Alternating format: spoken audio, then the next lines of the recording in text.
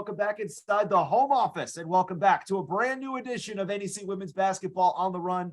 I'm Craig D'Amico. Coming up on today's show, we will take a look back at the week that was with not just one, but two big national TV games.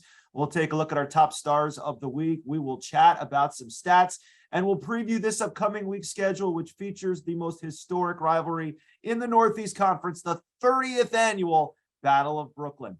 All that is coming up, but first, let's take a look at our top headlines. We had three unbeaten teams in conference play going into the weekend. How many survived? The answers coming up on our three-point shot.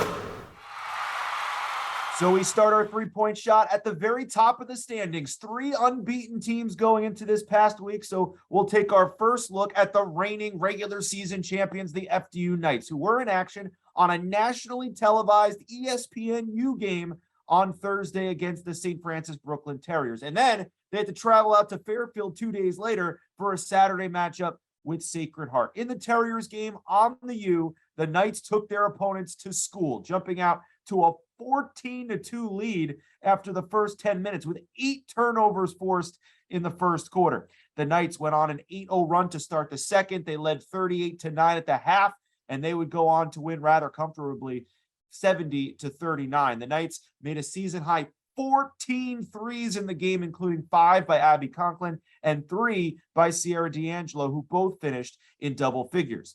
Then on Saturday, FDU traveled to take on Sacred Heart, a team still steamed after dropping their first conference game on Thursday, a tight 66-64 setback at home against Merrimack. So they were looking to bounce back in a big way by taking the Knights down from the ranks of the unbeatens as well. The game was tied at 56. Midway through the fourth quarter, Sacred Heart's Nicira Pryor misses the layup. Sejana Bonner gets the offensive rebound, kicks out to Amelia Wood, who missed the three, but her sister Kelsey Wood corrals a third chance opportunity and knocks in the basket for a lead that they would not relinquish. The Pioneers bounce back from their defeat and end FDU's 6-game win streak in the process, handing the Knights their very first conference loss and clinching the 100th career conference victory for 10th-year Pioneer head coach Jessica Minetti. Sacred Heart survives 13 lead changes to defeat the Knights 71-62. So then there was one. The lone remaining unbeaten in the NEC in 2023 is the preseason favorite Wagner Seahawks. After they turned away Stonehill at home on Thursday night, 84-63, they then hit the road to take on Central Connecticut State on Saturday in a game we had on ESPN3. Each team did what they were pretty good at coming in. Wagner forcing turnovers, scoring points off turnovers. Central Connecticut hitting the offensive glass, getting second chance opportunities and second chance points.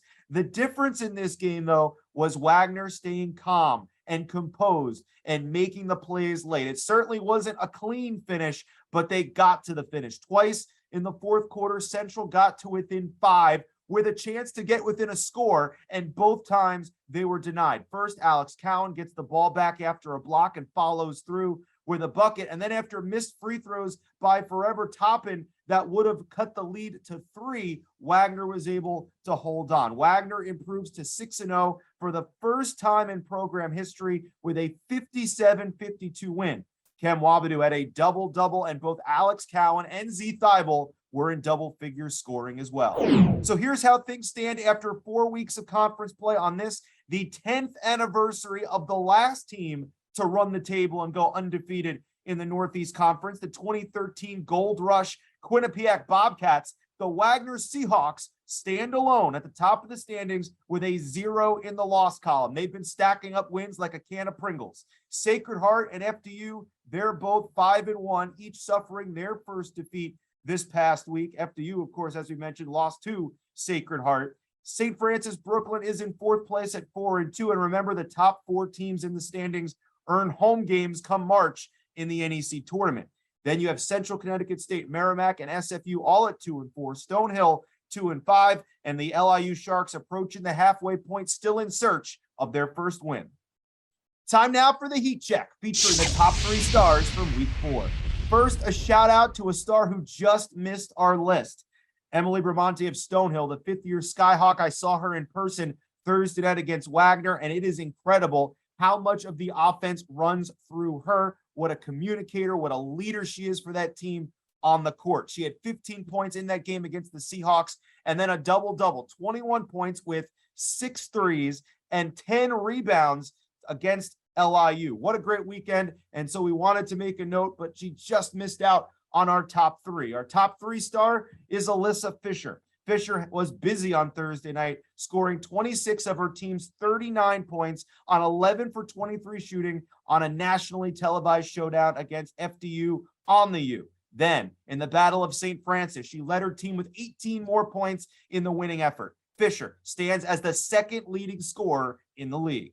Our number 2 star, Ny'Sera Pryor from Sacred Heart. The first-year guard from Maryland led the Pioneers with 21 points on Thursday in that setback against the Warriors before helping hand FDU their first conference defeat of the season with an 18-point, 6-rebound, 5 assist, 6 steal outing on Saturday. Pryor is now an 8-time NEC Rookie of the Week and the league's leading scorer, averaging 17.6 points per game. But our top star of the week is Cam Wabadu from the Wagner Seahawks. The 5th-year forward was instrumental in Wagner surviving the week unblemished. 3 games in 6 days going back to last Monday's MLK Day games.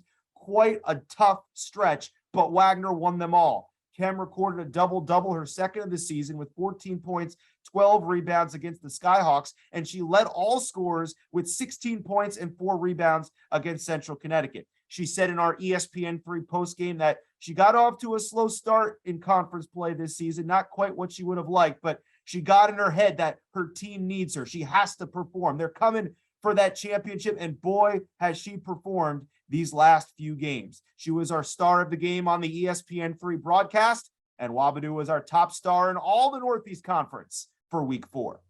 Sacred Heart's Little Mama continues to be amazing and is once again the subject of our stat chat. Last week, Ny'Sera Pryor averaged 19.5 points, 6 rebounds, 4 assists, and 3.5 steals in a pair of games against Merrimack and FDU. Pryor is now an 8-time NEC Rookie of the Week, breaking the Sacred Heart program record of 7 Rookie of the Week honors in a single season. That was done by NEC Hall of Famer Amanda Pape back in her freshman campaign in 2004. Pryor is just 5 Rookie of the Week honors away from the NEC record of 13 in a single season. That was set by Jess Kovach back in 2016. And by the way, still 6 weeks of the season to go, so we're saying there's a chance. By the way, only one player, in case you're wondering, in NEC history, won Rookie of the Year and Player of the Year in the same season, winning Player of the Year as a freshman. That was Val Nainima with LIU back in 2007. Pryor still ranks as the nation's leader in steals with 4.22 per game and was recently named to the Naismith Trophy 2023 Defensive Player of the Year watch list. Ny'Sera Pryor doing Ny'Sera Pryor things, the subject of this week's Stat Chat.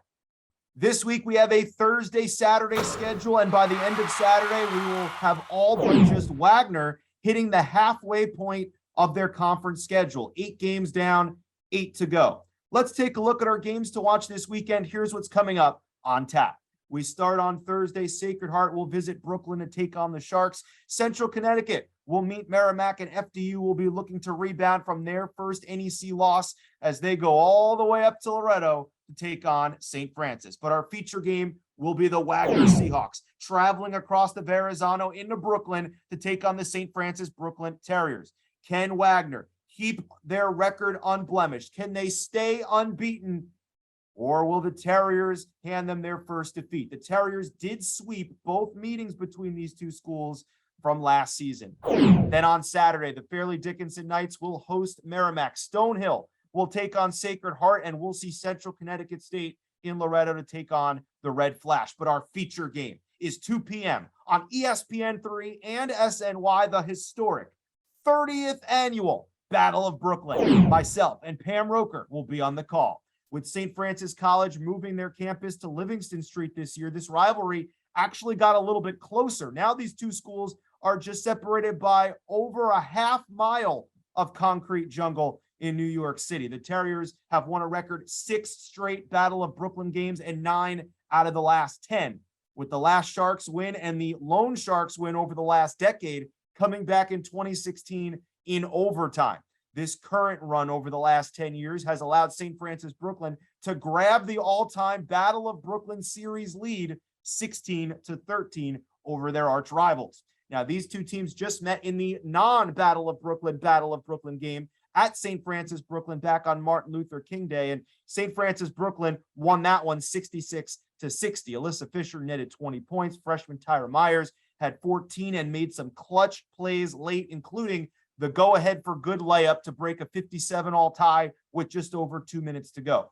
Fisher, by the way, will be looking to make history on Saturday. She was a co-Battle of Brooklyn MVP last year with Isabella Posset, netting 18 points. Perhaps she's the favorite to win MVP this year, and if she does, she'll be just the 7th player in series history to win multiple Battle of Brooklyn MVP awards, joining the likes of Tamika Dudley, Val Naima, Ashley Palmer, Sarah Benedetti, Jay Johnson, and Nev Dmitrievich, some of the greatest names to ever wear their respective schools' uniforms. Although we have to say that she's a 1.5-time MVP. I don't know, I guess multiple-time MVP we can go with. She would be just the 7th player all-time to do it. Now, the Terriers will be looking to continue their stay in the top half of the NEC standings, while their opposition will be looking to end a 16, possibly 17-game skid by the time we get to Saturday. The Sharks, who haven't won since November the 12th, will have to do it most likely without Amaya O'Brien, who netted 19 points in last year's Battle of Brooklyn en route to a unanimous Rookie of the Year season. The only other Sharks player on their current roster who has experience in this Battle of Brooklyn series is Zoe Hayes, who played 7 minutes in the Battle of Brooklyn last year. Another player to watch, though, for LIU could be junior guard Ashley Austin, a transfer from Cal State Bakersfield and Texas Southern. She's been in double figures, scoring 8 times this year, including 13 points in the prior meeting with the Terriers back on January the 16th. So a lot of new faces on both sides added into the mix for this year, one of the most special rivalries in NEC history. And of course, this year, the 30th edition of the Battle of Brooklyn. St. Francis Brooklyn, LIU on DeKalb Ave. There'll be more drama than one of those Desperate Housewives reunions. 2 p.m. Saturday, ESPN3 and SNY. Well, that'll just about do it for this week's show. We will talk to you Saturday afternoon from Brooklyn on ESPN3 and SNY for the historic 30th annual Battle of Brooklyn. As someone who's been fortunate to be on the call for a handful of these Battle of Brooklyn games, it's always exciting. It's always dramatic. Throw the records out the window. These two teams always seem to play some engaging, entertaining, physical, Brooklyn tough basketball. And we can't wait to show that to you Saturday. Again, ESPN3 and SNY 2 p.m. tip. So we'll see you then. And of course, we'll see you right back here next week for another brand new edition of NEC Women's Basketball on the Run. Until then, I'm Craig D'Amico. So long.